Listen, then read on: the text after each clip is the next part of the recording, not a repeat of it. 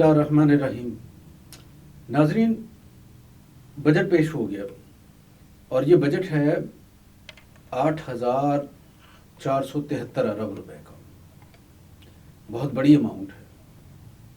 मुझे भी ऐसे ही लगा कि इसमें तो पूरे मुल्क का निज़ाम चल जाना चाहिए, लेकिन जब हम देखते हैं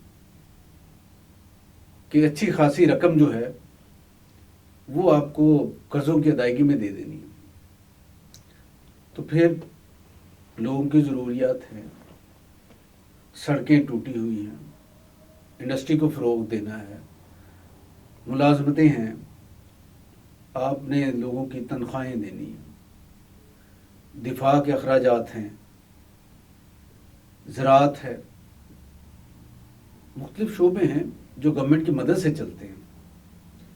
तो गवर्नमेंट की मदद नहीं होगी तो सारे बंद हो जाएंगे। तो इस सूरत हाल में पाकिस्तान के चैलेंजेस जो हैं वो इजाज़त नहीं देते कि हम बहुत बड़ा एक तरक्याती बजट रखें, लेकिन इस गवर्नमेंट ने पिछले 2 बजट की निस्बत इस दफ़ा 900 अरब रुपए रखे हैं तरक्याती कामों के लिए, और इन तरक्याती कामों में डैम्स भी शामिल हैं।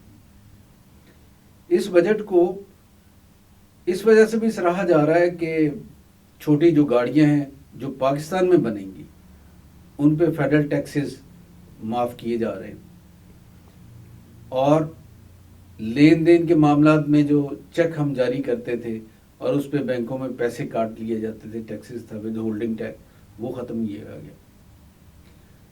कुछ और भी सहूलियात हैं, छोटी इन्वेस्टमेंट पे टैक्सेस ख़त्म किए गए हैं, किसानों को 1.5 लाख रुपए तक बिला सूद कर्ज दिया गया है। ये स्कीम मुतारफ कराई जा रही है। आपको पता होगा कि जब नई फसल लगाने का मौका आता था तो किसान के पास पैसे नहीं होते थे, वो पैसे हासिल करने के लिए जाता था आड़ती के पास, और आड़ती क्या करता था, एडवांस में उसकी फसल खरीद लेता था। जो फसल 10,000 की बिकनी थी, आड़ती उसे 5,000 में लेता था, और फिर साथ ये भी शर्त लगा देता था कि आपने जो खाद लेनी वो भी मुझसे लेंगे।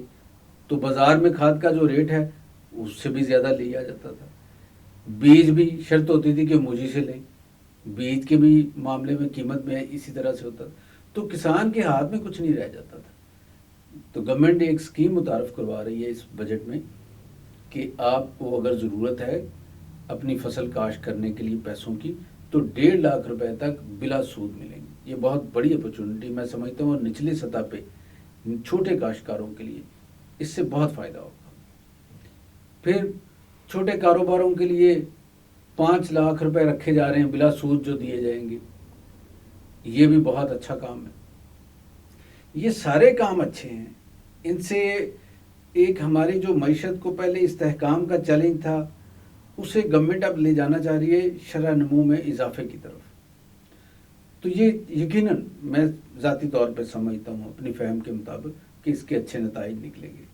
लेकिन इसमें जो हमें बात करनी है वो ये बात करनी है कि हमारे यहाँ बजट पे जो तनकीद होती रही हर दौर में, हर अपोजिशन करती है, वो चंद घिसे पिटे से जुमले हैं। मसलन ये कहा जाएगा कि बजट एक गोरख धंधा है, बजट के अदाद शुमार जाली हैं, बजट कागजी है, और बजट हुकूमती तबकात जो हैं इनके मफादात की तकमील के लिए तैयार किया गया।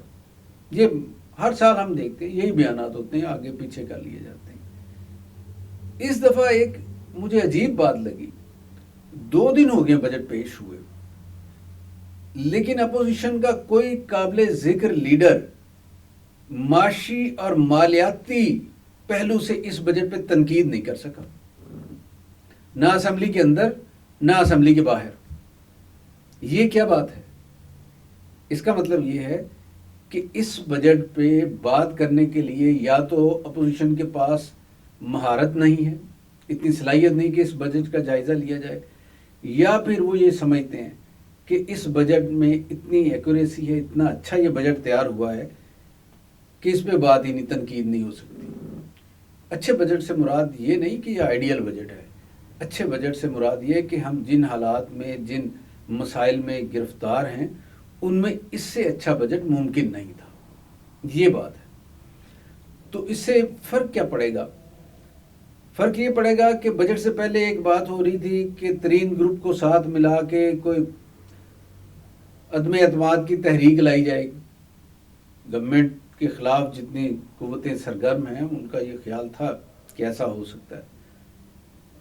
ابھی بجٹ پاس نہیں ہوا، 1-2 دن 4 دن لگیں گے، اس میں ڈیبیٹ ہوگی، لیکن میرا اپنا خیال ہے کہ کوئی گروپ ایسا نہیں کام کر سکے گا کہ عدم اعتماد کی تحریک لائے، یہ ناممکن ہے۔